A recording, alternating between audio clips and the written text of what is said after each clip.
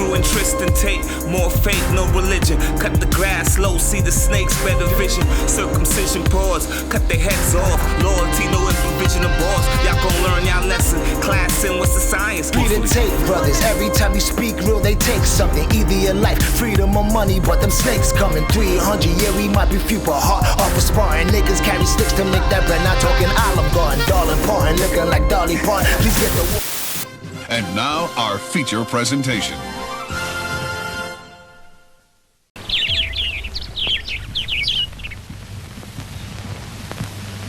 It is good that you are here to record this picture of me in my palace garden at Addis Ababa. People who see this throughout the world will realize that Emperor Haile Selassie never regarded himself as God, nor did he adhere to Rastafarian. Rastafarians regard Haile Selassie-I as God because Marcus Garvey's prophecy, "Look to Africa where a black king shall be crowned, he shall be the Redeemer," was swiftly followed by the ascension of Haile Selassie as Emperor of Ethiopia. Haile Selassie is regarded by Rastafarians as the god of the black race. Rastafarians use biblical names such as Lord of Lords, King of Kings, and Conquering Lion of the tribe of Judah for Haile Selassie. These terms had been used throughout history to describe Ethiopian emperors, but with the crowning of Haile Selassie, they were seen as evidence that supported his divine status. Many Rastafarians trace Haile Selassie's lineage back to King Solomon and the Queen of Sheba. They believe that the Queen of Sheba's visit to King Solomon found in the Book of Kings, 1 Kings 10 verses 1 to 13, provides further proof of the divinity of Haile Selassie-I. Rastafarians believe that King Solomon and the Queen of Sheba had sex during the visit, which led to the conception of a child who was in the same line of descendants as Haile Selassie-I. To many Rastafarians, this shows the divine nature of Haile Selassie, as Haile Selassie is therefore related to Solomon's father King David, and therefore to Jesus. When Haile Selassie-I was crowned emperor, the King of England, who at that time was regarded by many as the most powerful man in the world because of the size of the British Empire, was unable to attend. However, he sent the Duke of Gloucester to represent him. The Duke of Gloucester bowed to Haile Selassie on meeting him. Many Rastafarians believe that this revealed that the new Ethiopian emperor was more important than the most important man in the world. Jamaica is hell, Ethiopia is heaven. Rastafarians regard Ethiopia as their homeland and believe they will eventually return. During periods of colonization, Africans were divided up and sent to destinations throughout the world, in most cases as slaves to whites. This is why many Africans found themselves in Jamaica and why it is regarded by many Rastafarians as hell. Ethiopia, the homeland, was seen as a place of fond memories of freedom and life prior to oppression. This meant it eventually became regarded as heaven. To develop this belief, Rastafarians refer to Psalm 137 v. 1, "By the rivers of Babylon we sat down.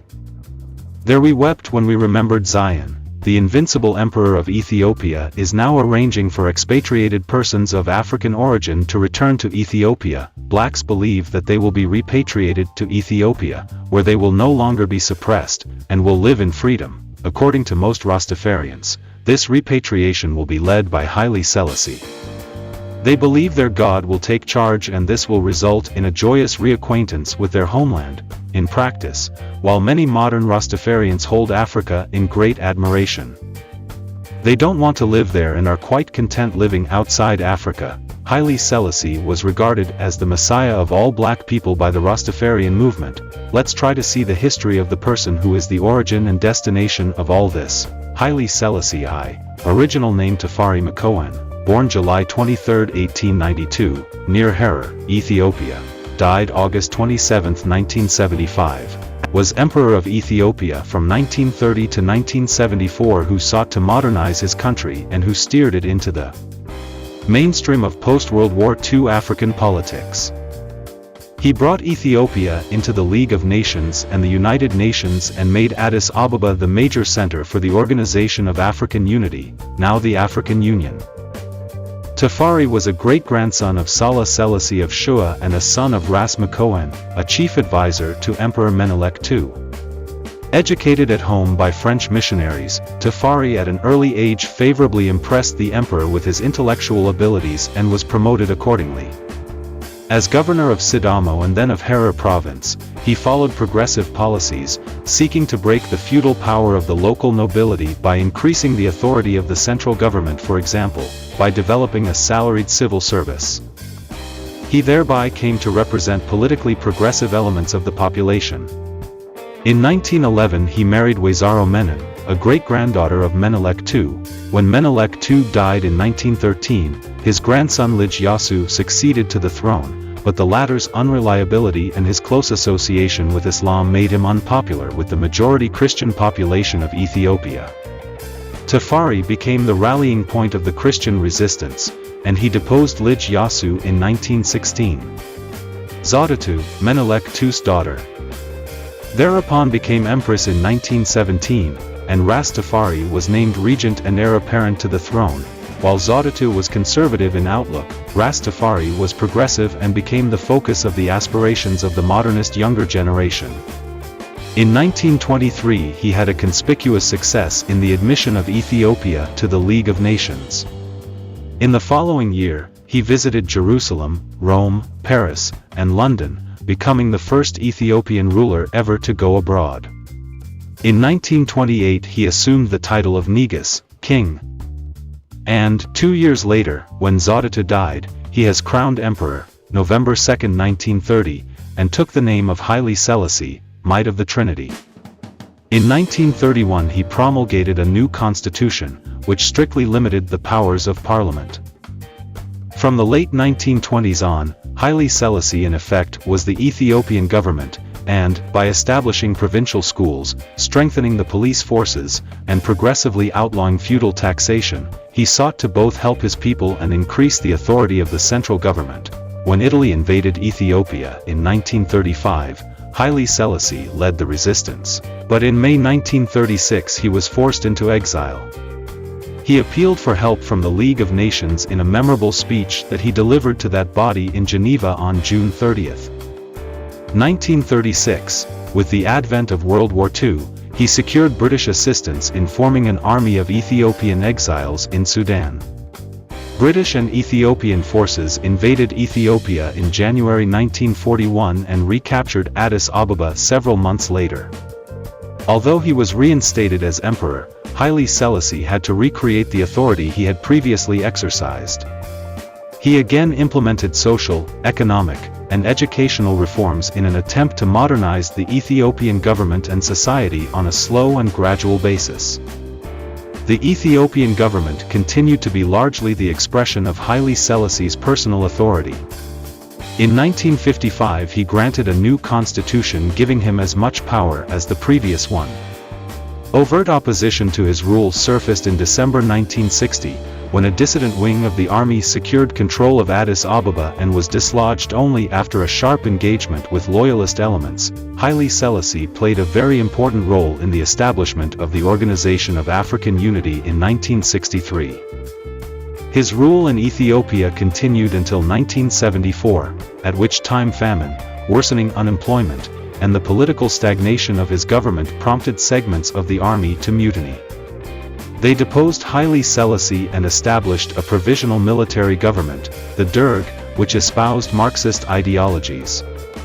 Haile Selassie was kept under house arrest in his own palace, where he spent the remainder of his life.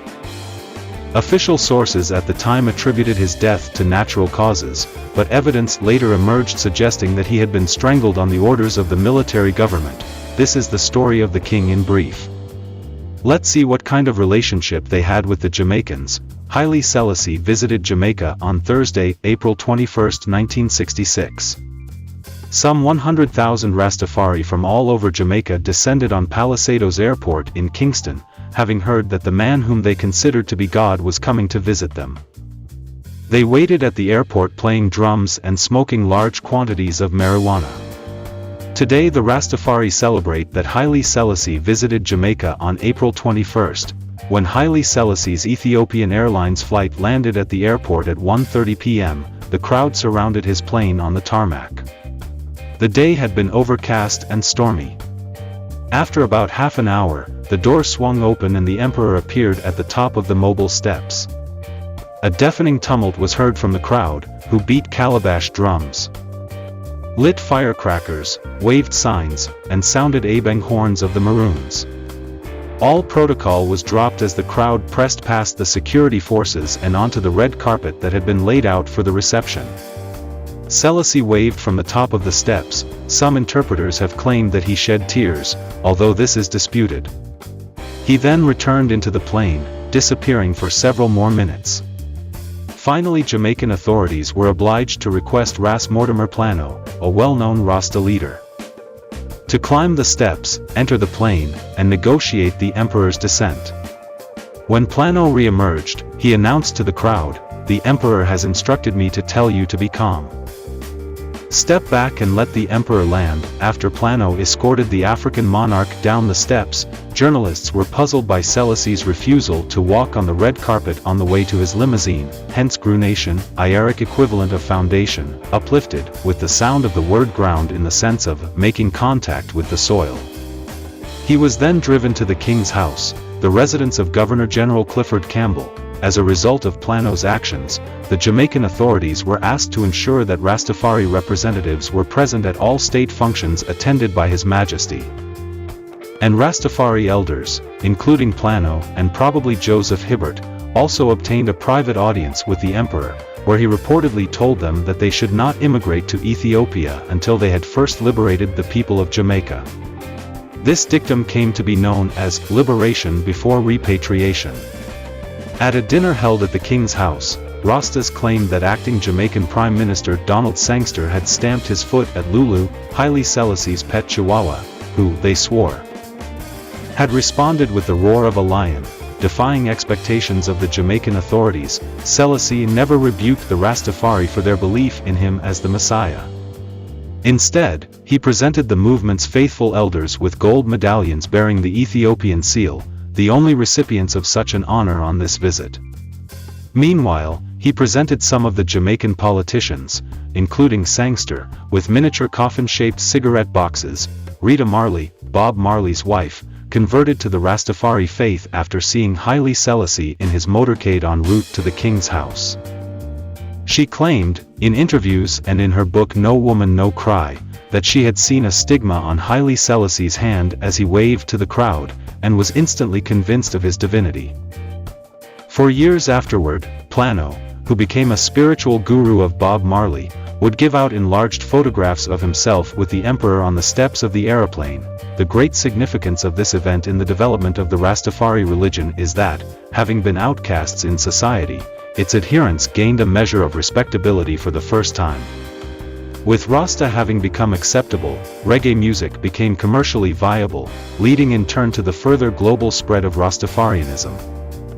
Haile Selassie had already met with several Rasta elders in Addis Ababa, and had allowed Rastafarian and other people of African descent to settle on his personal land in Shashamane. Haile Selassie is thought to have encouraged the Rastafari elders to learn about the Ethiopian Orthodox faith while in Jamaica, and in 1970, he dispatched Archbishop Lake Mandefro to establish a mission in Jamaica. Mandefro was formally invited by Joseph Hibbert, one of the original founders of the Rastafari movement, to teach the Rasta community, and in 1971 Mandefro named Hibbert as a spiritual organizer. During this time, Mandefro pointedly refused calls to demand that the Rastafari renounce their faith in Haile Selassie's divinity, and some 2,000 Rastas accordingly received Orthodox baptisms.